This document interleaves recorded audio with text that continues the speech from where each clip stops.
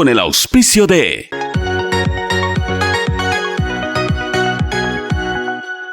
Un saludo cordial, queridos amigos, oyentes y videntes del programa Leyendas, que se transmite los domingos por Radio Centro a partir de esta hora, 11 de la mañana, y que por supuesto está en las redes sociales, en nuestros canales de YouTube y Facebook de Radio Centro 101.3 y también en el YouTube Pocho Harp y en el Facebook Live Alfonso Pocho Harp. Un placer saludarlos con un nuevo personaje, con una nueva leyenda del deporte nacional y de otras cosas más.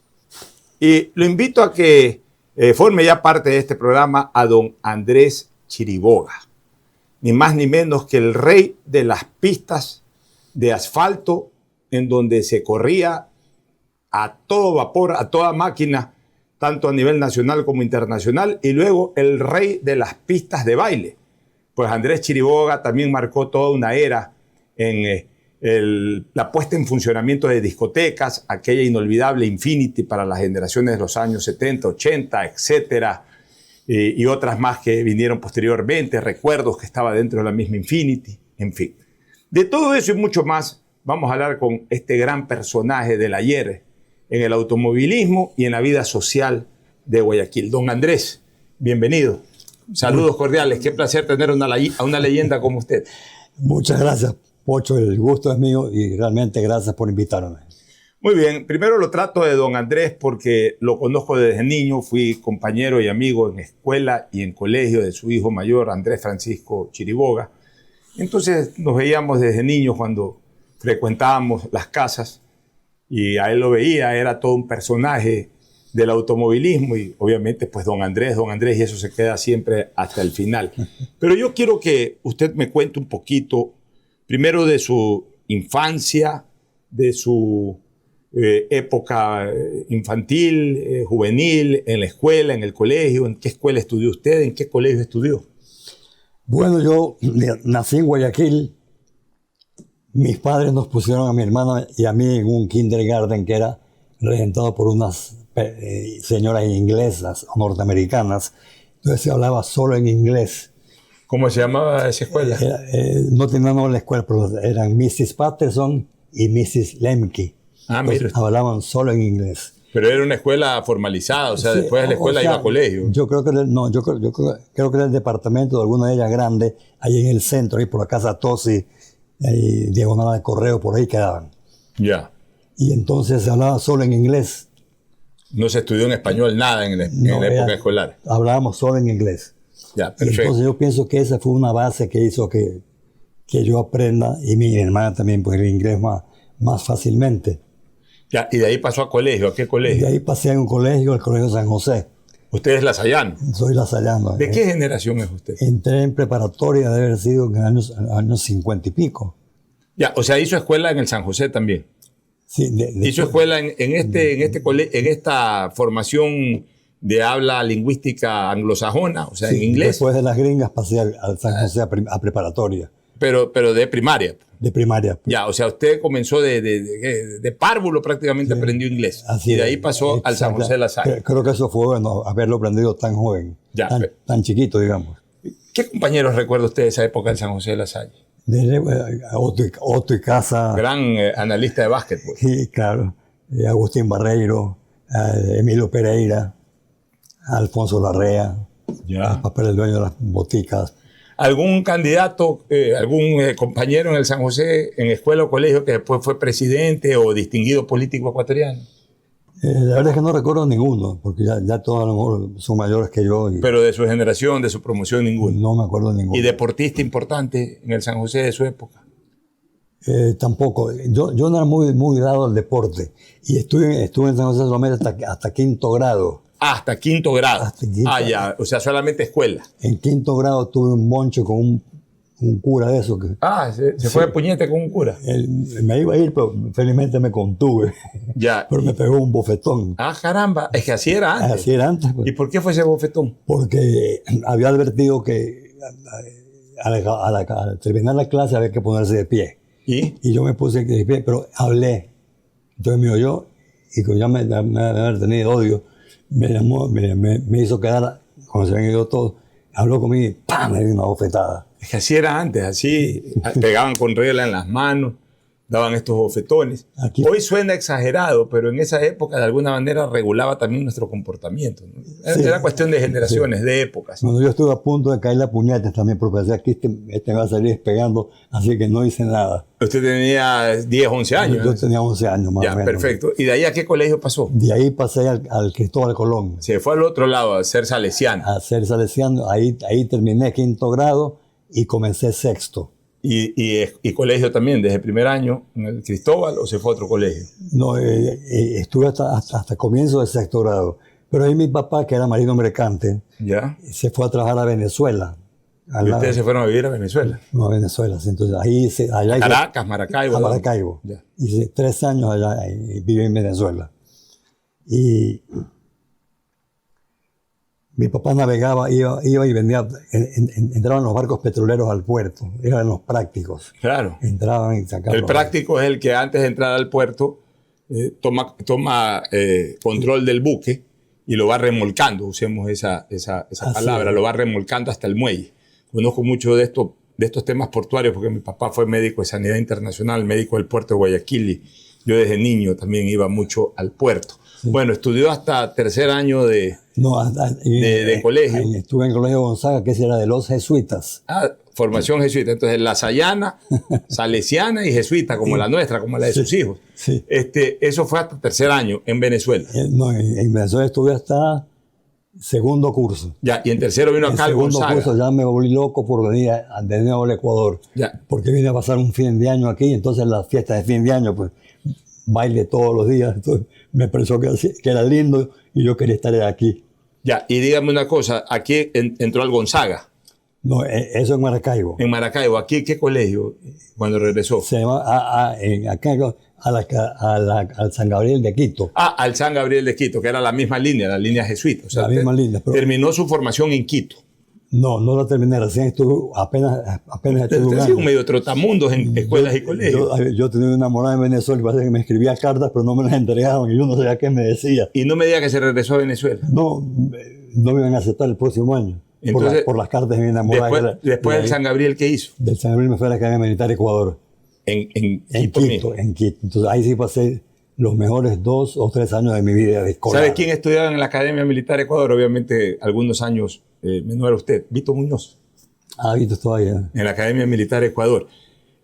Muy bien, entonces ahí hemos recorrido parte de la vida estudiantil de Andrés Chiriboga. Una sola pregunta sobre el tema del San Gabriel. ¿Usted es devoto de la Virgen Dolorosa?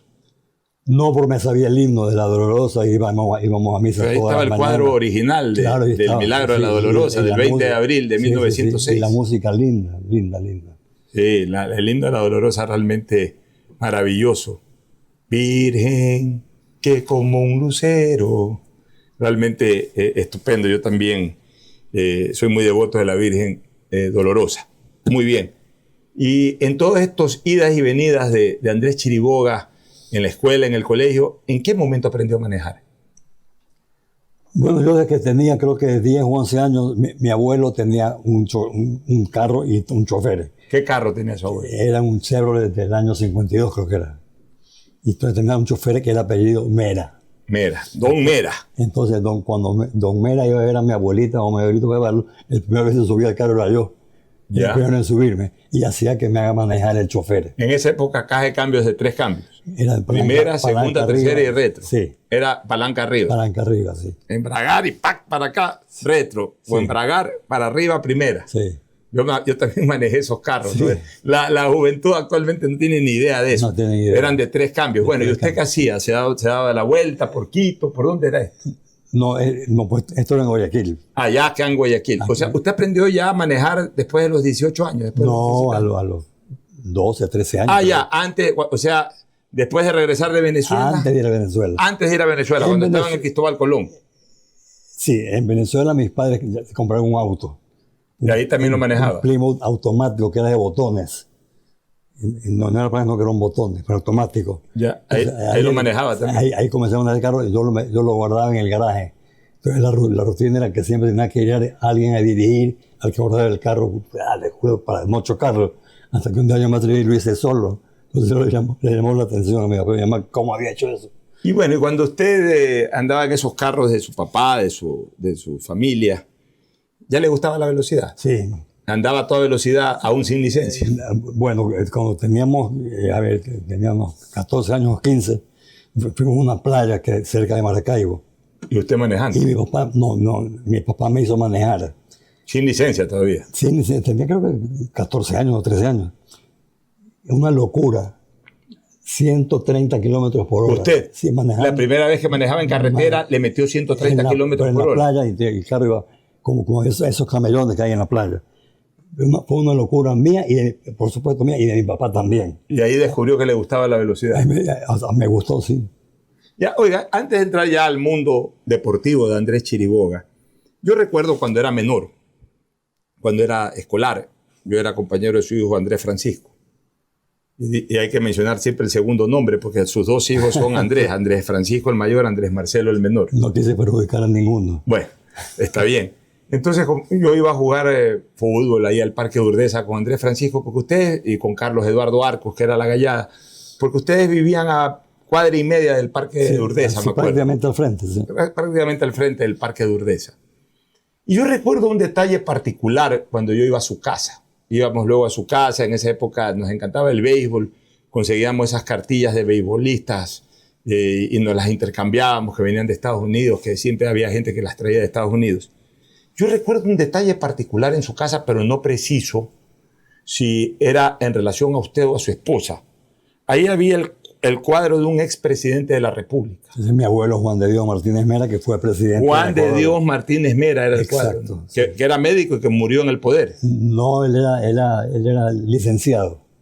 Pero no murió en el poder. No, Juan de Dios Martínez Mera me parece que... Bueno, él era su abuelo. Era mi abuelo materno. Usted es Barreiro Martínez. Yo soy Chiriboga Perdón, Martínez. Chiriboga Martínez. Sí. Sus hijos son Chiriboga Barreiro. Se me metió el apellido Barreiro. Bueno, Chiriboga Martínez, por descendencia de Juan de Dios Martínez Mera, un expresidente del Ecuador. ¿Y qué se hablaba en la familia de ese expresidente? Su abuelo. Cuando mi abuelo vivía, bueno, vivíamos en la casa de él, en una casa muy bonita en 9 de octubre y Carchi. Y vivíamos ahí. Cuando él bajaba, cuando almorzábamos todos juntos.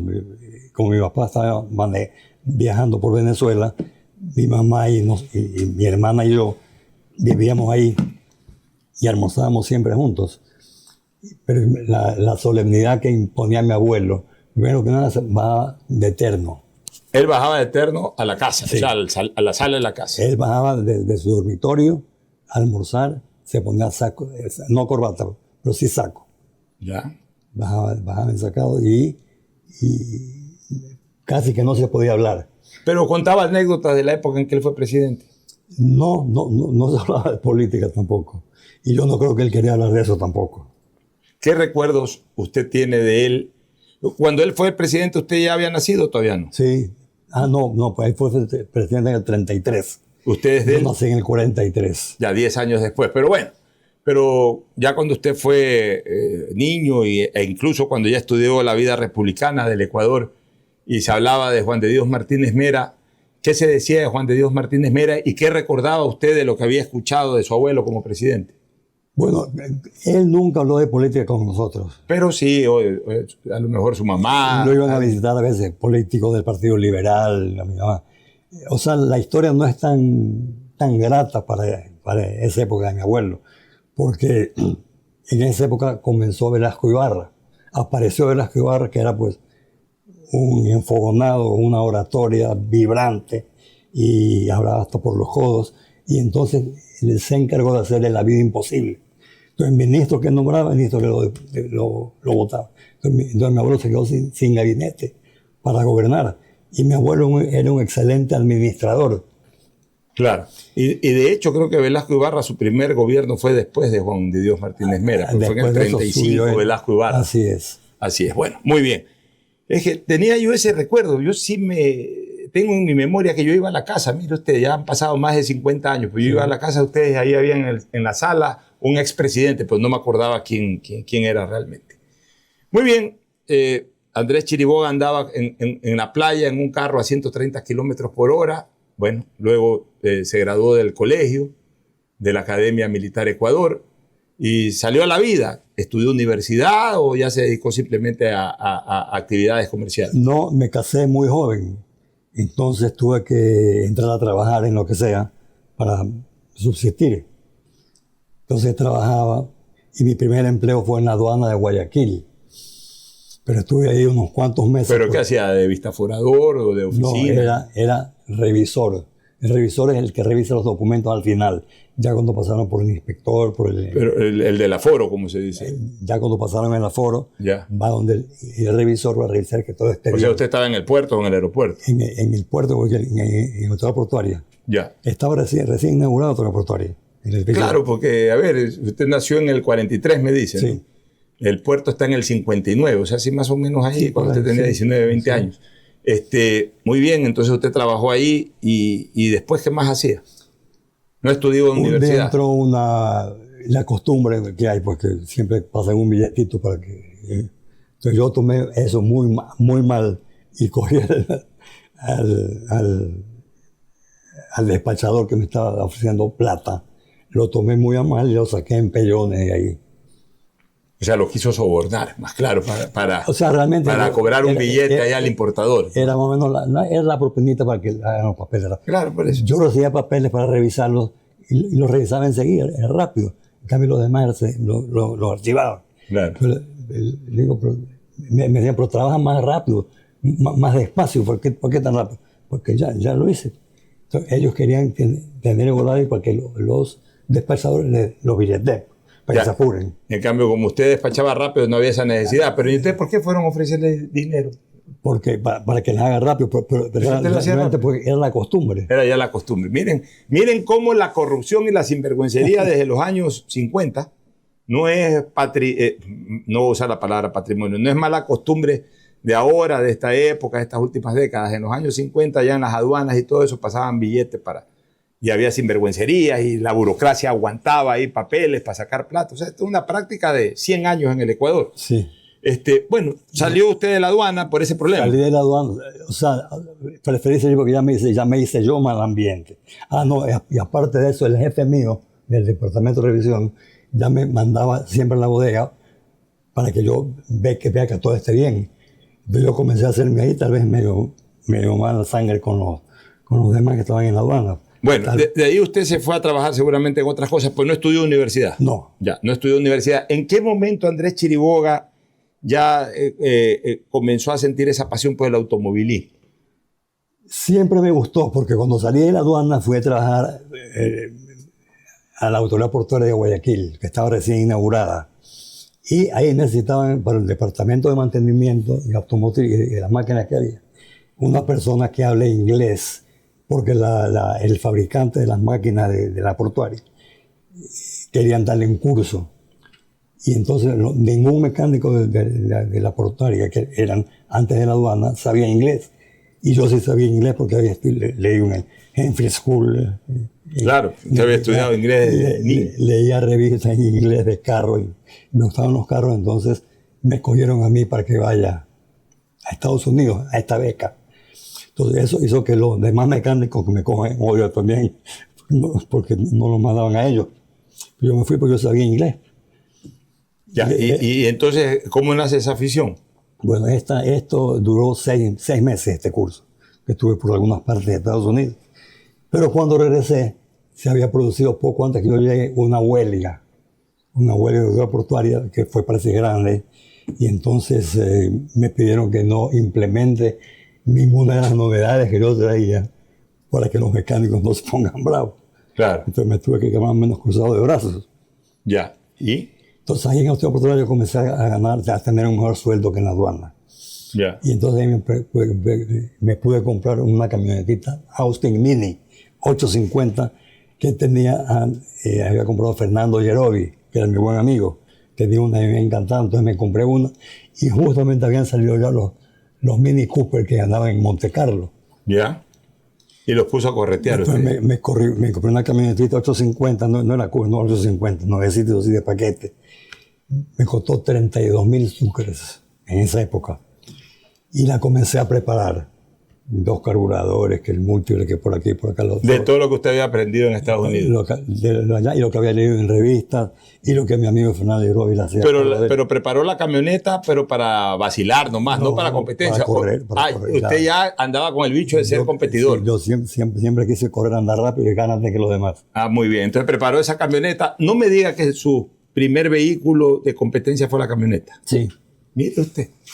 Y cuando fui a correr a Es Perú... que antes se corría en camioneta y en carro. Sí, bueno, cuando fui a correr a Perú, las 6 horas peruanas, que fue el primer año que corría yo tuve que correr, la categoría mía era correr contra unos Porsche de Armando Capriles, de Pity Creo que Block. usted en la camioneta contra un Porsche. O sea, era donde me correspondía correr, pero no, pues, ni queriendo. Entonces le pedí a Tito Calderón, Tito Calderón. a Roberto Calderón Viteri, claro. Claro, Tito él Calderón, trabajaba en nuestro buen amigo que juega tenis todo el tiempo. Todavía juega Tito, tenis. yo le digo, Tito Calderón de la Barca, ese soy yo, dice don de él Tito. un buen saludo de mi parte. Le voy a decir ahora que lo vea.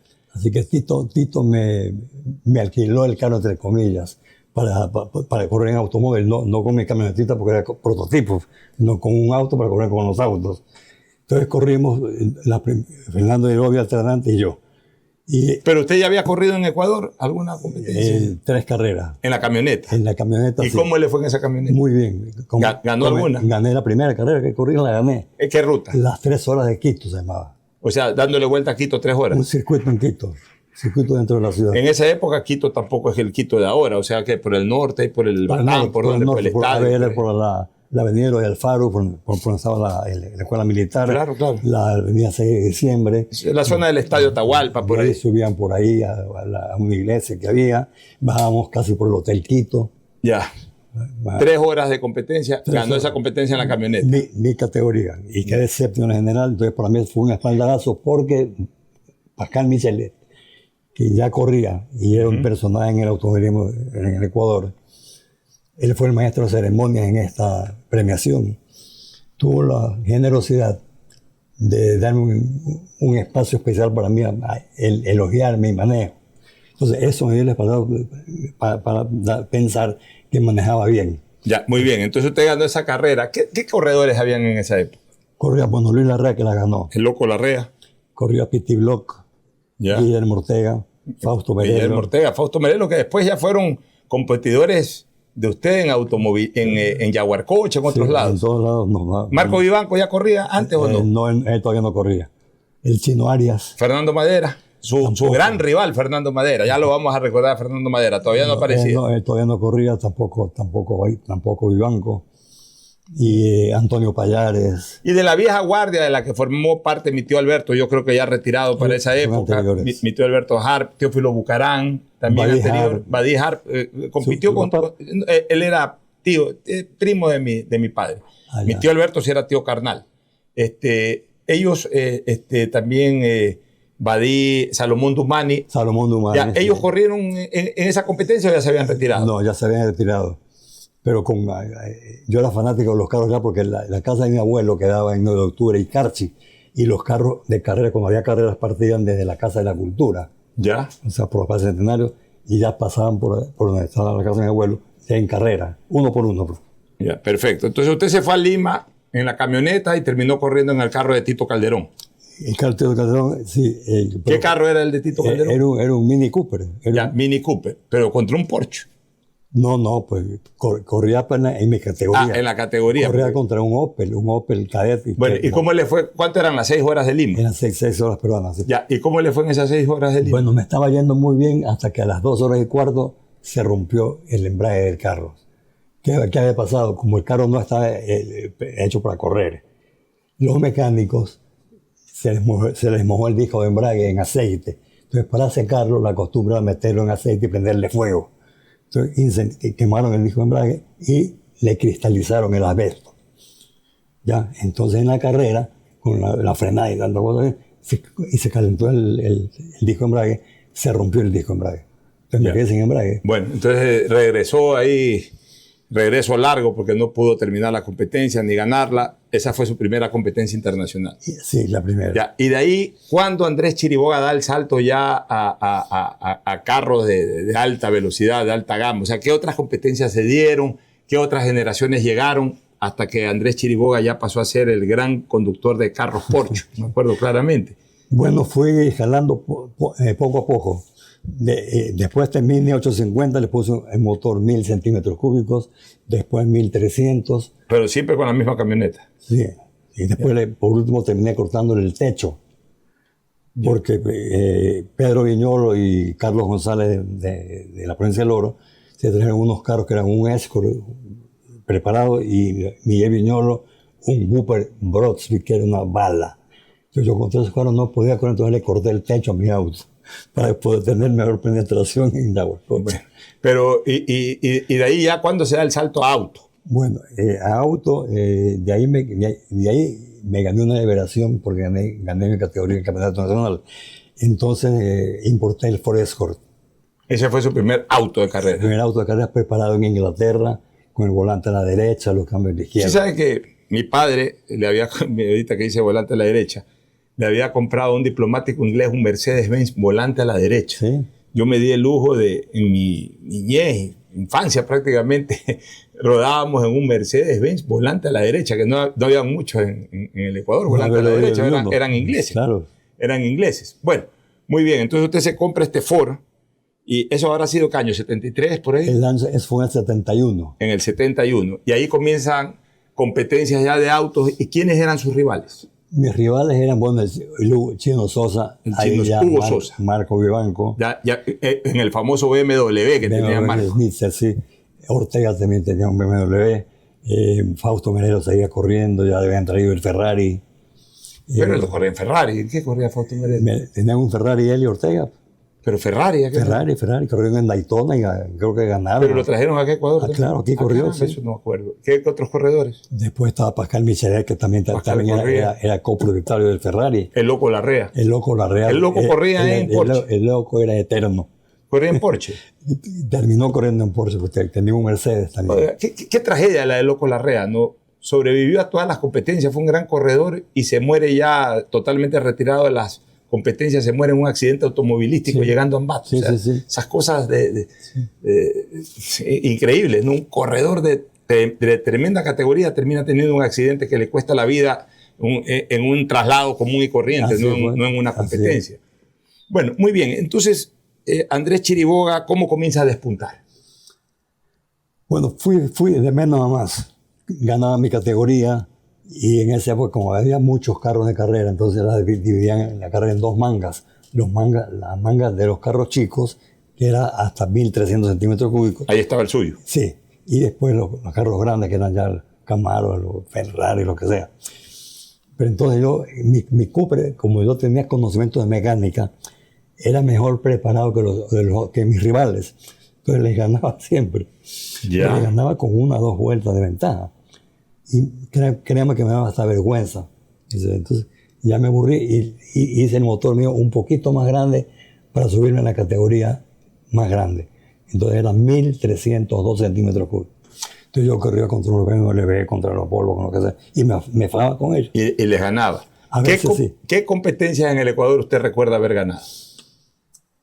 Bueno, he ganado en todas, por dos. Ganó en Yaguarcocha. En Yaguarcocha, gané en Guayaquil, gané en Quito. Es que antes las competencias se hacían en la ciudad. ¿Qué competencias usted recuerda en Guayaquil, por ejemplo? ¿Cuáles eran las rutas de competencia en Guayaquil? En Guayaquil. Yo me acuerdo de haber visto algunas competencias ahí alrededor del Parque del Centenario, por ejemplo. No, ahí no corrimos, en la Avenida de la América se corría. No, pues yo vi una competencia al pie yo salía de la Macarena, ¿se acuerda que había los famosos Juegos de la Macarena? Sí. Y ahí estaban compitiendo, me acuerdo clarito, como que si fuera ayer. Pero bueno, ¿cuáles eran las rutas en Guayaquil? Los circuitos en Guayaquil eran en la Avenida de las Américas. La Avenida de las Américas, la Avenida Kennedy, y dar vueltas por ahí. En Quito había circuitos muy bonitos, en la Carolina, por la Avenida de Agosto. ¿Usted nunca corrió en ruta, es decir, de ciudad a ciudad o de cantón a cantón? Claro, la Vuelta a la República. ¿Compitió Vuelta a la República? Cuando yo traje el Escort, yo traje un Escort que era preparado, pero era solo preparado para pistas, porque habían decidido ya no hacer carreras en ruta, sino solo en pistas. Ya, pero ¿ganó alguna Vuelta a la República? Estaba ganándola cuando tuve un percance, hasta la 4ª etapa fui punteándola. ¿Pero que se volcó? No, una mala jugada de un rival mío. Le tiró el carro, le cruzó. No me daba paso. No ¿Y me se daba puede paso. dar el nombre o prefiero obviarlo?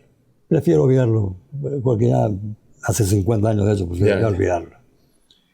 Pero fue una mala jugada porque era mi compañero de equipo. Ah, Y caramba. corríamos en 2 Porsches igualitos. No me diga que Franklin Pérez. Ay, Franklin. Y entonces Franklin vive todavía. todavía, y creo que vive en Salinas. Ah, bueno. Después de la tercera etapa, que era Machala, Loja, Cuenca. Yo iba ganando, ya había ganado la primera etapa, que era Guayaquil, Salinas, Guayaquil, la gané. La segunda etapa, que era Guayaquil hasta Machala, la ganó Madera, segundo yo, tercero Franklin, íbamos los 3 años casi que juntos. Y la tercera etapa, que era donde yo realmente pensaba comenzar a correr, era Machala, Loja, Cuenca. Y ahí tiene el percance. No, ahí la gané también. Entonces ahí vino esa noche a mi hotel, Franklin, a pedirme que lo deje ganar una etapa. Que yo había ganado 2 etapas, que lo deje ganar una. ¿Y usted qué le dijo? Le dije que no, Sí. pero después de un rato, como me insistió, me entiende, me rogó. Y a mí me interesaba mantener el equipo de los 2 carros de carrera cohesionado y no quería resentimientos. Yo le acepté ya, ok, como yo parto primero, te voy a dejar pasar. Tú me pasas y te vas adelante. Pero eso sí, no dejes como Madera, que tiene un Porsche RSR, que es el mejor carro del Ecuador. Cuando Madera nos pase, no dejes que se nos vaya. Porque si llegamos a lo plano, después de bajar para Cuenca, se nos va y no lo vemos más. ¿Y qué pasó? Ese fue el trato. El trato fue que me pasó Franklin, yo cumplí mi parte, después nos pasó Madera, y después, como el camino era tan malo, el carro de Madera tenía dificultades. Las piedras se le metían en las ruedas, en los frenos. Entonces, cuando yo alcancé a Madera me dio paso inmediatamente. Y cuando alcancé a Franklin, no me dio paso. Y el copiloto me sacaba yucas por la ventana. El copiloto es Franklin. En Montgomery, sí. Me hacía malas señas. ¡Qué barbaridad! Y como la vía estaba en construcción, había tramos que había unos bloques para que no pasen. Me tiraban piedras. Y yo a veces llegaba Pero, o sea, ¿cómo le tiraban piedras? No entiendo. con el carro. O sea, el carretero estaba lastrado. O sea, rodaban de tal manera que chispen las piedras hacia el carro. Usted iba atrás. Yo iba adelante, pasó Franklin, pasó Madera, después Madera pasó a Franklin, creo, algo así. Cuando yo pasé a Madera, me dio paso inmediatamente hacia aprender, decía, ¿para qué hoy me dio paso? Y Franklin Pérez, que ya, a quien yo ya había alcanzado, no me daba paso. ¿Y qué percance fue? El percance fue que mentalmente me ofuscó.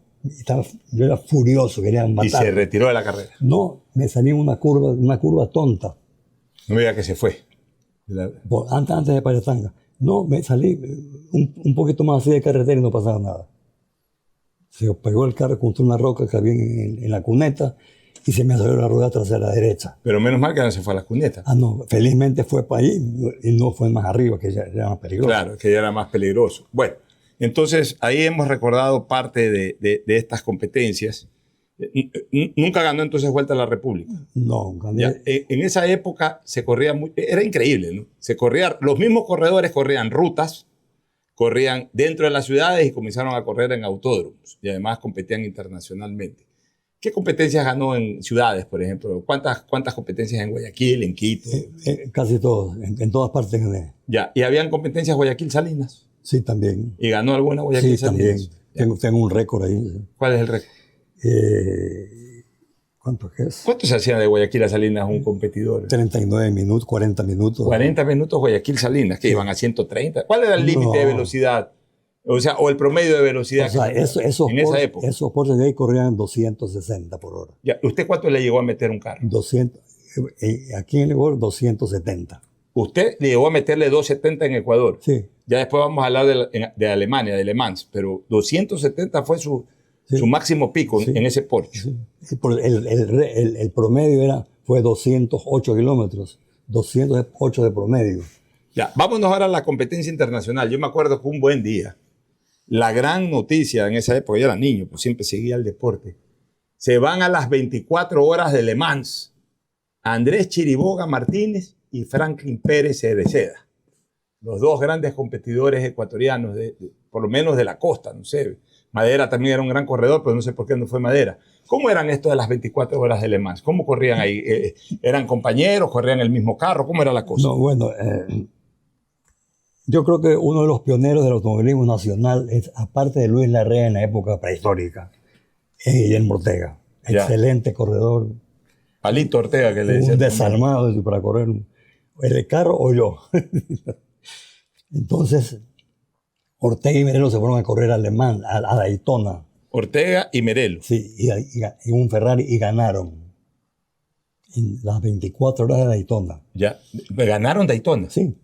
Y después, el año siguiente creo que fueron a Le Mans y creo que quedaron cuartos, terceros. Le Mans también era 24 horas. Sí, pero fue un carrerón. O sea, Le Mans más famoso que Daytona. Claro. Entonces yo creo que muchos corredores de aquí, que éramos contemporáneos con Ortega y con Merelo, como que quisimos seguir sus pasos. Usted se fue a una. Me fui a una, sí, además. 75. En el 75, sí. Me acuerdo bien. ¿Cómo fue esa competencia? ¿Y en qué consistía esto de las 24 horas de Le Mans? ¿Cuántos corrían en el mismo carro? ¿O si era el mismo carro? ¿Cómo era la cosa? O sea, a la gente. teóricamente corren dos pilotos y se alternan. Y a veces corren tres. En el caso nuestro éramos cuatro. ¿Quiénes eran? Porque le alquilamos el carro a un suizo que se llamaba Claude Aldi. Y el suizo corría también ese carro. Claro, él dueño del carro y corría y era muy bueno. Ya, era entonces Andrés Chiriboga, Franklin Pérez, el suizo y quién más. Y yo. No, Andrés Chiriboga, Franklin Pérez, el suizo, no dice que eran cuatro. ¿Cuál era el cuarto? Otro que no le da el nombre. Pero de allá. De y que se turnaban 6 horas cada uno. No, teóricamente 1 hora y media cada uno. Pero entonces iban dando vuelta y vuelta y vuelta y vuelta. Dábamos vueltas y ya cuando era de tanquear, ahí cogía el otro. Pero en todo caso nosotros no llegamos a correr. Y el carro sí era el mismo. El carro era el mismo, sí. Las 24 horas. Las 24 horas. ¿No fundían máquinas esos carros? Algunos sí, pues. 24 horas, ¿a qué velocidad? Pues a 200 kilómetros por hora. Más. ¿Cuánto? Ese carro nuestro desarrollaba 280 por hora. Ya, y digamos que como igual alternaban, las 24 horas corría a 280 kilómetros por hora. Eso, en la recta de Mulsanne, que es la recta más larga. Más le metían 300, ¿cuánto? 280, el carro nuestro 280. Ya, ¿y el promedio cuánto era? No me acuerdo el promedio, pero en todo caso, cuando iba a 280 en la recta de Mulsanne, venían unas luces que se agrandaban cada vez más y era un Matra que ganaron la carrera, que corrían a 330. Ya, pero ¿y entonces ¿y cómo puede aguantar un carro 24 horas a esa velocidad? Es una cadena de resistencia. Pero eran carros de one way, o sea, después de esa competencia ahí quedaba ese carro. Solamente para competir, son de fábrica de que lo. Por eso, competía y había que ya cambiar de motor, todo. No tanto como eso, pero en todo caso eran carros construidos solo para correr, tanto con los materiales como la ingeniería. Entonces, bueno, volviendo al tema mío, yo tuve un accidente en la práctica para la carrera. De Le Mans. De Le Mans. Yo no alcanzamos a correr. Me di un trompo, el carro se golpeó contra la cuneta y ahí ya no tuvo reparación. Pero en el fondo me alegro mucho de eso, que haya pasado eso y no haber corrido. ¿Por qué? Porque realmente se corre 24 horas de día y de noche, llueva o no llueva. Entonces, y me di cuenta que la velocidad que andaban los otros carros era otra cosa. Oiga, ¿y la gente cómo aguanta? O sea, me imagino que la gente iba 2, 3 horas y se iban, venía otra gente. Sí. No creo que hay alguien que 24 horas esté viendo una competencia. Así es. ¿Era en algún autódromo? El autódromo de Le Mans, o sea, Le Mans es un pueblo que está en el norte de Francia. Entonces, para la carrera lo habilitan para correr, para la carrera. Le Mans es en Francia. En Francia, claro. No es en Alemania, en Francia. En Francia.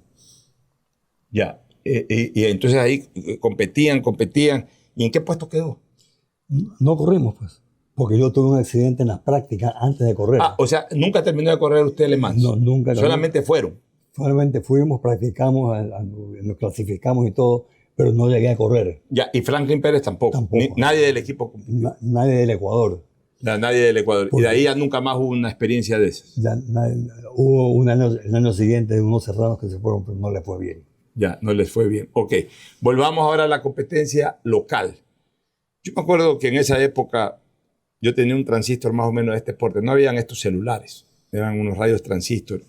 Muchas veces recuerdo los domingos, 12 del día, 1 de la tarde, en la sala de mi casa ahí con el radio, no escuchando fútbol, escuchando las competencias de Yaguarcocha. ¿Así? Y el gran duelo ahí, siempre hay duelos, siempre hay clásicos. El clásico de esa época era Andrés Chiriboga versus Fernando Madera. Nos Ese dábamos es el duro. se daban duro. Sí. ¿Cómo le fue a usted en Yaguarcocha con madera? ¿Qué competencias recuerda? O sea, corrimos bastantes veces y Madera era el rey de Yaguarcocha. Claro, pero era de ahí. Tenía un buen carro, manejaba muy bien, pero el que también era el rey de Yaguarcocha era Guillermo Ortega. Pero más ganaba madera. Más ganaba Madera. ¿Y usted ganó varias veces Yaguarcocha? Sí, algunas veces sí. Gané la general y categoría. Ya. Pero los duelos eran famosos y venían Porsche, Ferrari a correr. Hubo las 24 horas Marlboro, las 12 horas Marlboro. ¿En dónde? ¿En Ecuador? Claro, en Yaguarcocha. En Yaguarcocha, Sí, 12 sí. horas. ¿Ahí cómo le fue? Yo ahí no corrí, pues yo me fui a comprar el Escort en Inglaterra y el carro se me quedó atorado en Nueva York. No lo pudieron embarcar al Ecuador porque había una huelga de las aerolíneas. Una huelga de los puertos marítimos de la costa este de Estados Unidos. Entonces todo el transporte lo hacían por avión. Entonces mi carro se quedó sin cupo para llegar a Miami. Ya. Eso fue en relación a Yaguarcocha. Por ahí, por los años 75, 76, Teófilo Bucarán Sadi, que había sido un gran corredor y era el principal dirigente y promotor del automovilismo costeño, porque Yaguarcocha de alguna manera lo controlaba Neta. Sí. Ya, pero en Guayaquil el CATS, ya, Claro. el CATS que lo dirigía Teófilo Bucarán Sadi, construye el autódromo de Salinas, que era un lindo autódromo, y ahí está la Universidad de la provincia de Santa Elena. Pero en esa época era un lindo autódromo y había incluso competencias internacionales. ¿Cuántas veces compitió usted en Salinas? Pocas. No hubo tantas carreras. Hubo pocas, gané creo que 2 o 3, no me acuerdo bien, pero no, a mí personalmente no me gustaba mucho ese autódromo. ¿Por qué? Porque a mí me gustan las pistas más trabadas. Con Y curvas. esa era muy de recta. Era muy de velocidad. ¿Cómo? A ver, explíquele un poquito. El A ver. autódromo de Yaguarcocha era más rectas que curvas. No, eran rectas no tan largas y unas curvas. Yaguarcocha. No, ya, Salinas. Ya Salinas. Eran curvas muy amplias. Ya. Ah, ya. Rectas cortas y de repente era una curva así tipo más velódromo que autódromo. Exacto. Ya. Ok, perfecto. ¿Y Yaguarcocha cómo era? Era bordeándolo, había curvas para todos los lados, no era tan trabada como un circuito urbano. Ya. Pero de todas maneras en Salinas sí hubo competencias internacionales. ¿Usted participó ahí? Y participé unas 2 veces. No me atraía mucho Salinas a mí. No me gustaba mucho. No era muy Aparte, aficionado. no había facilidades para reparar una llanta, por ejemplo. Ya. Y por ejemplo, cuando competí en Yaguarcocha, ¿cómo era la previa para ir a Yaguarcocha? ¿Iban en algún tráiler, llevaban el carro? No, creo que el carro en el que competía no iba circulando, pero llevaban en algún tráiler en esa época. ¿Cómo era la cosa? Yo llevaba cada uno llevaba su carro en su tráiler o su camión o lo que sea. Y en la cocha había los pits. Y cada uno ahí practicaba en su carro y lo ponía a punto. Ya. ¿Cuál fue su principal copiloto? Porque en esa época era piloto y copiloto. En Yaguarcocha era solamente uno. Solamente en la ruta era con copiloto. Ah, en autódromo era un solo corredor. Sí. Y cuando se corría en las ciudades, Uno solo también. ya. Y en ruta 2. ¿Su carro favorito de todos los que usted compitió? Quizás el Porsche, ¿cuál otro? El Ford ese. El que más me gustó para conocer fue el Escort. Ya, el Ford. Ford Escort, que ese era preparado para competencia. Ese fue su carro Y favorito. era con el volante a la derecha. Ya. Pero me gustaba. Ya, y el Porsche. Era un Porsche blanco, si no me equivoco. ¿No? Tuve algunos Porsches. Y el más rápido que tuve fue el último, que fue un Porsche RSR IMSA, preparado para correr en Estados Unidos. Era el equivalente del carro de madera, pero para Estados Unidos. Y en esa época, ahora vemos Porsche por todos lados, Cayenne, Porsche en general. Pero en esa época era ser un bacán tener un Porsche. Eran solamente los corredores los que tenían un Porsche. O sea, uno veía un Porsche en la ciudad y era una locura y generalmente era un corredor que lo llevaba. Sí. Usted andaba por Guayaquil en el Porsche. No paseaba tanto porque trabajaba de noche en la discoteca. Claro. Ya, y ya para ir terminando sobre su época de automovilista, ¿cuál era el número de su carro? 26. Siempre fue el 26, en todos los carros. No, la primera carrera fue el 29 porque la REA tenía ya el 26. Entonces yo corrí con el 29. Ya, y después ya el 26. Sí, después el 26.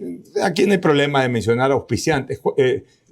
Típico de los corredores de autos, pues el traje lleno de publicidad, incluso en el casco. ¿Cuál era su principal auspiciante o cuáles fueron sus principales auspiciantes? Bueno, fue Gulf, Texaco, O sea, incluso mezclaba los mismos aceites. No, ahí, no, no. O sea, en una temporada golpe, en otra aceite, exacto. exacto. Ya, llantas. Sí, esto fue. Llantas, Dunlop creo que era. Pero llantas no daban mucho. Ya. ¿Y algún otro auspiciante que usted recuerde de bebida gaseosa o algo? ¿Quiénes auspiciaban el automovilismo en esa época? Pilsener. Pilsener lo auspició. Ya. Tío Roberto, que era una empresa de vender autos, usados. Entonces, tío Roberto me apreciaba. Cigarrillos, que eran propios también. Cigarrillos, bueno, no, Marlboro lo auspiciaba. El campeonato. Todos los carros tenían que tener Marlboro. Y todos tenían que tener Marlboro. Sí. ¿Sabes por qué también hago esta pregunta? Porque ¿cómo ha cambiado el país? En esa época los deportistas tenían un auspicio tremendo de la empresa privada. Sí. No solamente el corredor de autos, en general, la empresa privada se metía mucho a organizar carteleras boxísticas, carteleras tenísticas, obviamente al fútbol, el automovilismo. Línea aérea ninguno lo auspiciaba de esa época, ecuatoriana. Saeta. Realmente había mucha participación de la empresa privada. Hoy se ha limitado eso, son 4 o 5 firmas y nada más. Muy bien, ese fue el Andrés Chiriboga Martínez, corredor de autos. Nosotros lo admirábamos mucho, los amantes del deporte, porque era un campeón de automovilismo. De paso era padre de uno de mis más queridos amigos. Pero me tocó ya entrar en la etapa de la adolescencia.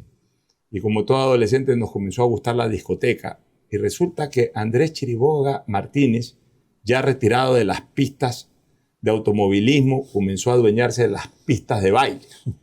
Y apareció una discoteca llamada Infinity, ahí entre Las Monjas y Dátiles y Las Monjas. Ahí, justamente ahí estaba esta famosa discoteca Infinity que marcó toda una época. Guayaquil entero, por lo menos el norte de Guayaquil, o la gente de una condición socioeconómica media alta para arriba, no se perdía una noche de Infinity los viernes y sábados. ¿Cómo surgió esta idea de Infinity? ¿Habían antes otras discotecas o Infinity es el que impone marca en esta línea de negocio cuando fue inaugurada? Hubo otras discotecas antes, creo que eran discotecas pequeñas, realmente. Y yo comencé con una discoteca pequeña con 2 amigos míos. ¿Cuál era esa discoteca pequeña? Epicentro. ¿En dónde era Epicentro? Yo recuerdo, pues no la dirección exacta. En el centro comercial de Urdesa, del lado de la calle Las Lomas.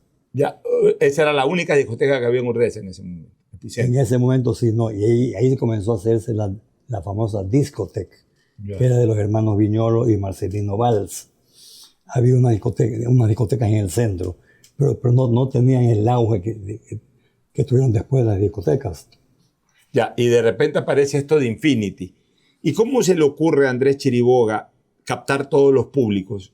Y dice, a ver, desde los 18 años, tenía un par de morenotes ahí a la entrada que eran exigentes con el tema de la cédula y todo ese tipo de cosas. Entonces era difícil entrar como menor de edad, pero desde los 18 años hasta los 30 les pongo la música disco, que era la fuerte en Infinity en esa época. Pero a usted también se le ocurre captar ese público mayor de 30, 35 años y pone la parte posterior de la discoteca, se llamaba Recuerdos, y pone música del recuerdo de esa época. ¿Cómo se le ocurrió ese mix en un mismo local? ¿Cómo lograba usted bloquear que la música disco no se meta en la de Recuerdos, por ejemplo? Y que la gente al mismo tiempo, porque eso fue un tema novedoso, la gente al mismo tiempo quería bailar disco, estaba ahí, y si quería bailar Recuerdos, se iba a 20 metros más allá y estaba en Recuerdos. ¿Cómo logró compaginar este concepto? Bueno, la discoteca Epicentro, que era la primera, era para 120 personas, pero en la práctica entraban 140. Y tocábamos de todo, porque yo quise ser el primer DJ de ahí, porque a mí me gustaba la forma en que tocaban la música en las discotecas de Quito. Cuando yo corría ya carros, tenía que viajar a Quito todas las semanas porque era representante de los corredores de Guayas antes del Automóvil Club. Entonces me iba todos los miércoles a Quito. Y ahí, después de la reunión de Aneta, yo me iba también al baile. No bailaba, pero estar ahí. Yo quería estar ahí. Y me gustaba la forma que tocaban la música. En cambio, en Guayaquil solo me tocaban la música pum, pum, pum, pum, nada más. Entonces, cuando yo le propuse a Jordi Favara, un buen amigo, que me venda equipo de música para poner en una discoteca, él me dijo, espérate, que pase la temporada invernal, Estamos hablando de los años 60 y pico. Y ahí ponemos una discoteca, así que le seguí lo que me dijo. Y esperamos y pusimos una discoteca Epicentro. En mayo. Ya la vivimos en mayo o junio. Una discoteca pequeña. Y nos lleva muy bien. Cuando vino este problema de automovilismo que ya lo mencionamos antes, yo tuve que obtener más ingresos para sobrevivir. Entonces le propuse a Yori que me permita comprar una discoteca que tenía Carlos Estrada en Val Centenario. ¿Ya? Entonces aceptaron generosamente que yo también sea socio de la otra. ¿Cómo se llamaba esa discoteca? Originalmente se llamaba Mau Mau. En el barrio Centenario. Sí, pero yo le puse Hipopótamo. Hipopótamo, sí me acuerdo algo. Sí. Entonces Hipopótamo y Epicentro competían hasta cierto punto porque estaban al otro extremo de la ciudad. Claro, con eso te cubría el sur. Y el norte. Porque, ojo, en esa época en Guayaquil, hablemos de los sectores socioeconómicos medios altos y altos. El sur era un sector socioeconómico medio alto y alto con el barrio del Centenario, sí. Y el norte con Urdesa, Los Seibos. Así es. Y el centro de Guayaquil, que también la gente se iba para un lado o para otro. Así es. Ya, y entonces las dos discotecas competían. Una vez se vendía más Epicentro, otra vez más Hipopótamo. Pero igual éramos amigos. Yo hasta salí de Hipopótamo, iba a rematar en Hipopótamo y viceversa. O sea, nos visitábamos. Pero yo me di cuenta ya que hacía falta un sitio mayor, más grande, más bonito. Y yo me había cambiado de casa a un departamento que alquilamos con mi esposa en Víctor La Estrada, entre Ébanos y Las Monjas, frente a lo que sería Infinity. Pero no había Infinity. Había Banco del Progreso, creo que era. Entonces, el dueño de la casa no me la quiso alquilar, porque era discoteca, y era para discoteca. Como no se la alquilaba a nadie, terminó alquilándola después como de un mes. Yo le alquilé la casa, pero sí con un contrato de un año plazo mínimo. Y me fui a Estados Unidos a comprar los equipos. Las luces y todo eso. Recurrí a un buen amigo mío de mucha plata y muy financito, muy generoso conmigo, y me financió los equipos. Y un día probando unos parlantes que quería comprar, que eran marca Infinity, el vendedor no le sonaban bien. Entonces yo aplasté sin saber un botón, que es el loudness, para que suene mejor.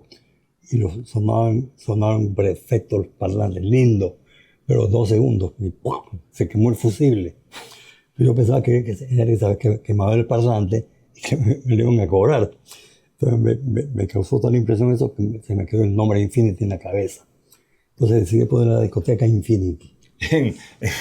En recuerdo de ese parlante que se dañó. Sí, y bueno, y ese parlante igual se arregló después, se lo cambiaron. No salió nunca, ¿sabes qué más era el fusible? El fusible, le cambiaron el fusible y maravillosamente. Sí. Muy bien. Y entonces comienza esto Infinity y a ver, pero originalmente usted pone Infinity Recuerdos o primero fue Infinity y después agregó Recuerdos. No, primero hice Infinity y la idea era salir como era una villa, en una casa. Sí, una casa. Que después fue restaurante. Poner en el patio un restaurante. Pero tal restaurante nunca funcionó bien. Porque la gente iba a bailar, iba a tomar trago. Bueno, pero había una comida de carbón deliciosa, pero estaba desperdiciado ese patio. Así es. Entonces, ese era el patio que estaba hacia atrás. Y para esto, exacto, para Infinity, yo me viajé, me recorrí Miami, pero como ratón buscando en los rendis, música latina vieja, la que bailábamos nosotros en las fiestas. Ya. Y entonces ahí compré toda esa música y cuando llegué a Guayaquil a tocar en Infinity y pusimos un disco, nadie lo bailó, porque ya no querían esa música. O sea, la gente joven quería bailar disco. Exactamente. Gloria Gaynor y toda la gente que estaba de moda en esa época. Entonces me quedé varado con toda esa música que había traído así un paquetón. Entonces ahí se me ocurrió, como no funcionaba el restaurante, decidí poner una discoteca para gente mayor. Entonces le hicimos la decoración con el Chino Hassan de una casa de Guayaquil antiguo. Sí, me acuerdo clarito. Y tocábamos solamente la música del merengue, la cumbia, el cha-cha-cha, el paso doble, el tango. O sea, y ahí no había tantas luces. Era más un ambiente más tipo cantina. Más tranquilo, sí. Y entonces ahí comenzamos a presentar shows. Y recuerdo que inauguramos con los Platters, pero han de haber sido los nietos de los Platters, pues. Pero igualito. Pero yo y le vuelvo a preguntar, ¿cómo usted hizo para que no se mezcle el sonido de un lado con el sonido de otro lado, porque incluso después ya la gente comenzaba a intercambiar, había gente que ya escuchaba un rato Recuerdos y Infinity o viceversa, pero ¿cómo usted lograba que dividir dos ambientes en un local relativamente pequeño para tener dos escenarios? Bueno, la división entre la discoteca Infinity y Recuerdos era lo que después comenzamos a llamar el túnel del tiempo. Eran los baños. De un baño eran de un lado los baños de hombres, de otro lado de mujeres. Ya entonces había un espacio más o menos del ancho de esto de aquí, ¿Ya? donde la gente iba al baño. Pues. Claro. Y entonces la música del un lado anulaba a la otra. Pero en la práctica la gente tenía mal el concepto de las discotecas. Estaban en la discoteca, que la droga, que por aquí. Sí, por aquí. el trago y las peleas, ya vamos a hablar de eso también. Tenían esa mala fama. Pero entonces con esto del túnel del tiempo, la gente que iba a bailar Recuerdos, pues comenzamos a hacer shows. Entonces iba gente mayor a ver los shows y tenían que pasar a través de Infinity. Y veían Infinity. Entonces los pelados que iban a Infinity veían, que iban a Recuerdos, veían Infinity a la juventud bailando. Y se iban a meter allá. Y querían meterse también. Ya, muy bien. Temas típicos de Infinity, las famosas peleas. ¿Por qué habían estas peleas? Resulta que cada noche había un peleón ahí afuera entre los guapos de la discoteca. ¿Por qué se producían estas peleas? Yo creo que no había tantas peleas en Infinity. Yo creo que más bien hubo pocas. Porque casi todos eran amigos. Pero nunca faltaba porque la pelada le guiñó el ojo al otro y acá le quería pegar y cosas así. ¿Y qué instrucciones tenían estos morenazos ahí que habían en la puerta? Separar y hay que... O sea, si había un incidente, ellos se metían... A separar, no a pegar, a separar. Para que no siga la pelea. Y yo mismo personalmente me metía. Como sabían que no me pegaban a mí también. Y además, el temor de la gente era que si ya salía Andrés Chiriboga ya no me dejaban entrar. Así era. Pero hubo muchos sancionados. Y como todos querían ir y seguir yendo, entonces se portaban bien relativamente. Y acabó usted con la competencia en esa época. Yo me acuerdo que salió LQ en el Albán Borja, habían 2 o 3 discotecas más, pero nadie iba a ningún lado, solamente Infinity. Incluso cuando se inauguraban esas discotecas nuevas, la gente iba a la inauguración de las discotecas nuevas y terminaban yendo a Infinity. O sea, todo el mundo se encontraba en Infinity, porque era como ya un ritual. Ahora, manteniendo Infinity en la Víctor Emilio Estrada entre Ébanos y Las Monjas, un buen día se le ocurre a Andrés Chiriboga, manteniendo Infinity Recuerdos, abrir otra discoteca que era chiquitita, llamada Etcétera, 2 cuadras más adelante, creo que era ya entre Las Monjas y Ficus. Así es. Ahí estaba Etcétera. ¿Cómo así surgió esa idea de Etcétera? Porque el público consuetudinario de Infinity, que iba siempre, los legales, que iban jueves, viernes y sábado, ya no querían mucho ir porque se encontraban era con los sobrinos. Los más jóvenes. Entonces, las señoras, las chicas, se sentían ya viejas al lado de las sobrinas. ¿Y qué le dijeron a usted? Monta algo igual. Y para por otro nosotros. lado, estaba yo con el tema de tocar música más tranquila. Claro, Etcétera era súper Y tranquilo. abrir la discoteca más temprano, 6 de la tarde, 7 de la noche, como que sea un after office, que ahora sí está de moda. Pero En esa época no había. Pero yo recuerdo, a ver, puede ser que esté mal mi memoria, pero Etcétera no fue un piloto de centro nocturno con membresía. Había que ser socio de Lo hicimos Etcétera. socios precisamente para mantener la exclusividad. Claro, yo me acuerdo. Estaba apuntado para gente mayor. Gente de 30 años para arriba, Exacto, iba Etcétera. 30 para arriba. Y al inicio tenían que tener algún tipo de membresía. membresía. Después ya comenzó a entrar todo el mundo Sí. nuevamente. Pero, Sí. Pero es que los padres le daban la tarjeta a los hijos, o los hijos se las pedían al papá, porque querían darse el caché de que iban a Etcétera. Es que usted mismo se fue poniendo competencias, ¿no? Ya cuando le quedó corto Infinity Recuerdos, usted mismo se puso la competencia con Etcétera. Entonces ya la gente ya no quería ir a Infinity. El nuevo grito de moda en esa época era Etcétera y todo el mundo quería ir a vacilar Etcétera. Sí. Y al final... Pero me salió bien eso. Claro, le salió bien, pero ese fue el final de Infinity. Sin querer queriendo. Etcétera fue el final de Infinity. No, el final de Infinity comenzó porque ya la gente de otros barrios que ya tenían carro comenzaron mucho a ir a Infinity.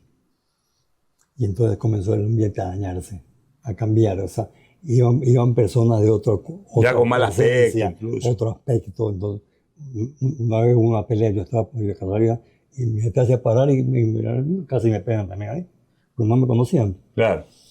Entonces ahí desistí y cerré Infinity. O sea, un buen día, usted en su apogeo dijo, cierro Infinity, o ya Infinity había perdido sintonía, como se dice. Ya había perdido sintonía, ya no era lo mismo. Ya no era lo mismo, ni Infinity ni recuerdo, pero en cambio, etcétera, sí estaba bien. Etcétera, estaba bien, sí. Yo recuerdo que en algún momento se cogió una costumbre en Infinity de alquilar la discoteca.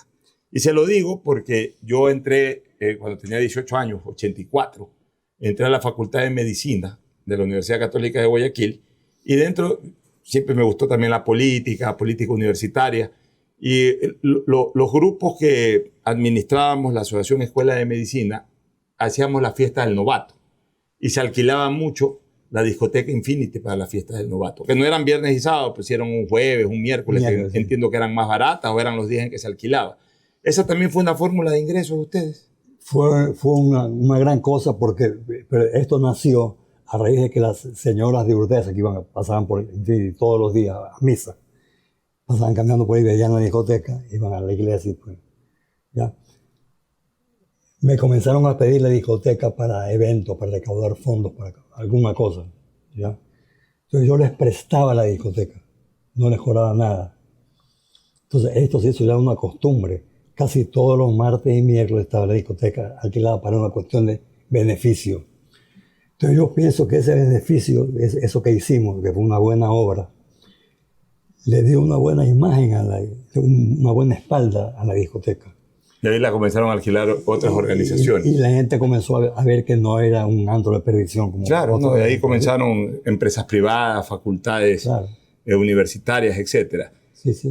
Andrés, usted tenía Infinity, tenía recuerdos que trabajaban con disc jockeys, obviamente, pero también presentaba shows artísticos ahí, especialmente en recuerdos, creo. Sí, así es. ¿Qué artistas importantes vinieron en su época?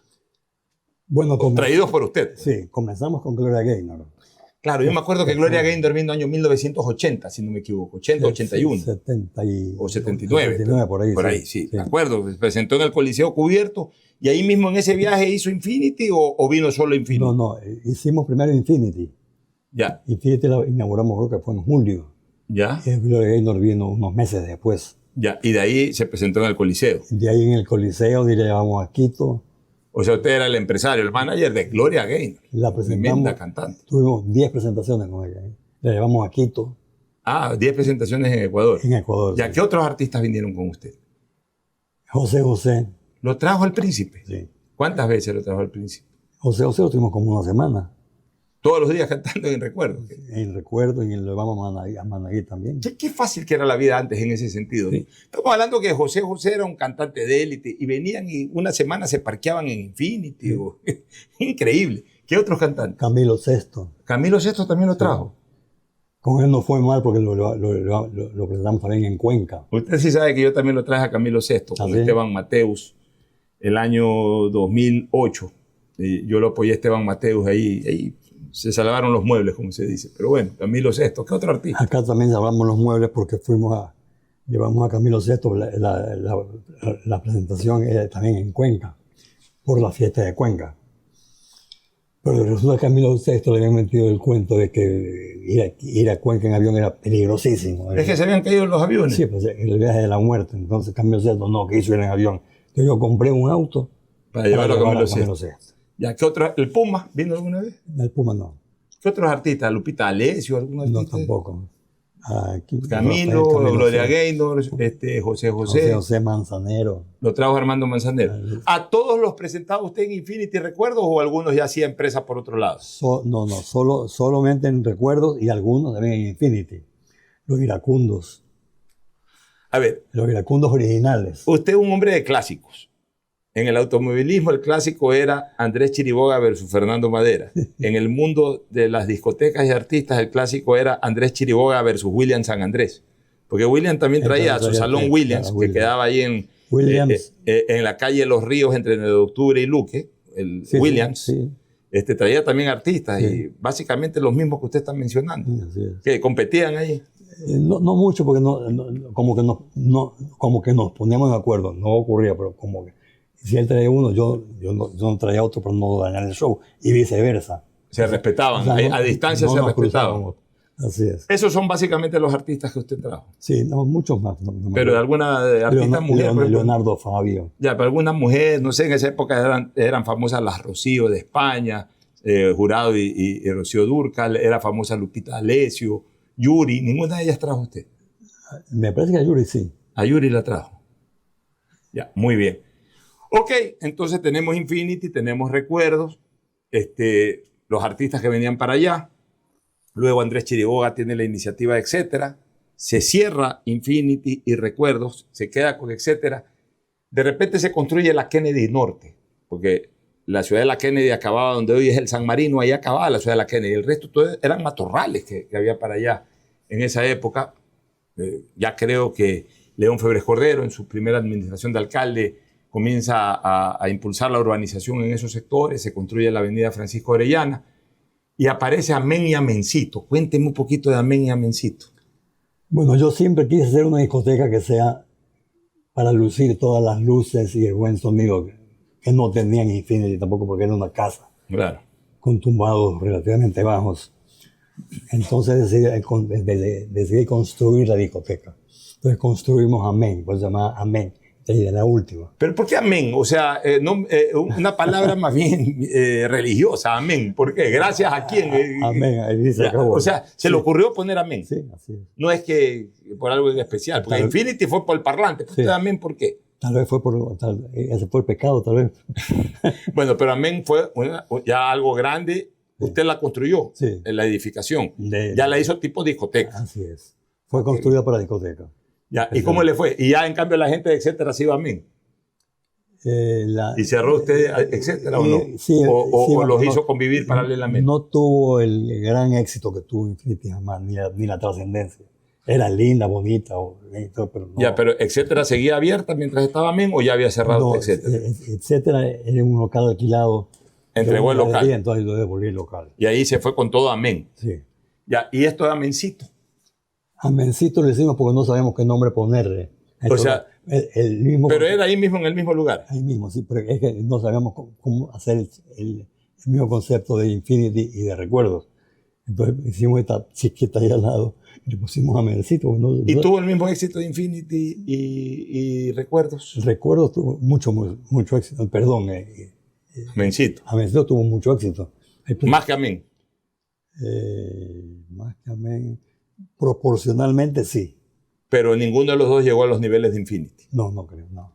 Y ese fue ya el final empresarial de Andrés Chiriboga en el mundo en el mundo nocturno. Ya comenzó a cambiar la sociedad en general. Comenzó a aparecer San Borondón. No, y había gente peligrosa en la noche. No tanto como ahora, pero había. Nada que ver como ahora. Es más, cuando decidí ya no ir más, fue porque me asaltaron yéndome de la discoteca a mi casa. A 3 de la mañana, buenizando. Y ahí decidió cerrar Amén. ¿O qué? ¿La alquiló, la vendió? Decidí ya no estar más en el negocio de la noche. ¿Pero y qué hizo con esa discoteca? ¿Era propiedad suya el edificio?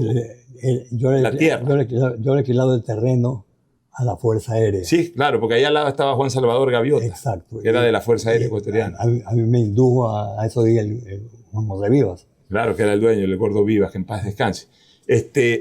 Y usted cierra Amén y Amencito y deja el edificio ahí, ya háganse cargo. O no alquiló el local. No, ahí lo dejé. Y nunca intentó, cuando usted todavía estaba en esto, ya existía San Borondón, nunca emprendió ningún negocio en San Borondón. Sí, había en San Borondón y habían propuesto hacer algo en San Borondón. Pero no me entusiasmó mucho poner discotecas o lugares en San Borondón. Aparte, yo me di cuenta ya que había alguna gente joven, mucho más que yo, que estaba en el negocio. Entonces, ya entraba Antonio Hanna, entraba una serie de gente mucho Antonio más Hanna joven. ya estaba ahí con una que tenía por el Hotel Hilton Colón. Claro. Entonces ya yo me di cuenta que el negocio de juventud tiene que estar manejado por un joven. Así es. Ahora, ¿cuándo usted ya se retira de la actividad nocturna, de estos negocios nocturnos? A raíz de que tengo este incidente. ¿Qué año más o menos fue? Esto habrá sido que ya ni me acuerdo los años. Que será 20 años atrás, o menos. Yo creo que por ahí. Ya. Andrés, ya yendo a la parte final del programa, como yo le decía a usted, usted me conoce a mí desde que yo era niño, porque yo era muy amigo de Andrés Francisco, su hijo mayor, su hijo Andrés Marcelo, heredaron también este tema en la sangre, se llevan las cosas, ¿no? Este tema del negocio nocturno, y ellos son quienes dirigen un lindo local, pequeño pero lindo en Miami, al pie del Dolphin, que se llama Santé. Cuando voy a Miami, pues los visito con frecuencia porque me gusta y además son mis amigos. Ambos emprendieron algo inicialmente aquí en Ecuador o directamente con eso en la sangre en Miami fue que estrenaron este negocio. Yo creo que se iniciaron en este negocio en Miami por iniciativa propia de ellos. Pero acá en Ecuador ellos no despuntaban por esa línea. Andrés Francisco trabajó conmigo en la discoteca, pero trabajaba en la parte de abastecimientos. Ya. Él manejaba lo que era la bodega, el reparto de los bares, de lo que sea. Y Andrés Marcel estaba más en la parte técnica, pero no en la discoteca. Él se vino a vivir a Estados Unidos muy joven. Ya, pero ellos de alguna manera aprendieron temas de discoteca con usted en Infinity. Sí. Así, más nada de la música, de grabaciones. Ya, y nunca pusieron ningún local propio de ellos acá, manejados por ellos individualmente o en conjunto, nunca pusieron nada. O sea, fue cuando decidieron irse a vivir a Estados Unidos que allá se acordaron de que eran hijos de un gran promotor de la vida nocturna y pusieron su negocio. Lo pusieron eso como negocio adicional, porque los dos tenían su trabajo. Ya. Entonces, esto fue como un adicional. Y les va muy bien porque realmente, especialmente los fines de semana, Santé siempre está a reventar y se pasa muy bien, muy agradablemente. Así que la gente que nos ve por redes sociales en Miami ya conocen, pero nunca está de más hacer una propaganda, un buen local de grandes amigos como es Santé de los Chiriboga Barreiro. Yo espero conocerlo pronto. No me diga que no conoce Santé. No conozco. ¿Nunca ha ido a Santé? No usted sí ha ido a Estados Unidos. A Miami debe haber ido en los últimos años. Sí, algunas veces sí. Pero nunca lo han llevado a Santé. No. ¿Por qué? No he tenido oportunidad. Casa de herrero, cuchillo de palo. Sí, usted es el dueño de las discotecas, sus hijos tienen una discoteca, un nightclub maravilloso en Miami y usted no lo conoce. A lo mejor me ponen a trabajar ahí. ¿Qué cosa? No, yo estaba convencido que usted hasta los había ayudado a montar el negocio. O sea, les di ideas y eso, pues nada más. Nunca lo ha conocido. Está al pie del Dolphin Mall, de una de las entradas del Dolphin Mall. Ahí está un Hilton también, un lindo hotel, prácticamente al pie de Santé. Don Andrés, ha sido un gusto conversar con usted, verlo a los años, recordar su vida exitosa en el mundo automovilístico, deportivo, en el mundo empresarial, de la vida nocturna. Restaurantes nunca tuvo, ¿no? No soy de buen comer. Soy de mal comer. De mal comer. Sí. Nunca tuvo negocios gastronómicos. Ni buena sazón, nada de eso. Bueno, un placer. Espero que le haya gustado el programa. El gusto es mío y un honor que me hayan invitado. O sea, no, don Andrés Chiriboga Martínez, nieto de un presidente de la República, campeón de automovilismo, campeón de las pistas de asfalto, campeón de las pistas de baile. Un placer haber estado con él. El próximo domingo estaremos con una nueva leyenda del Ecuador. Muchas gracias, Pocho. Un abrazo a todos ustedes.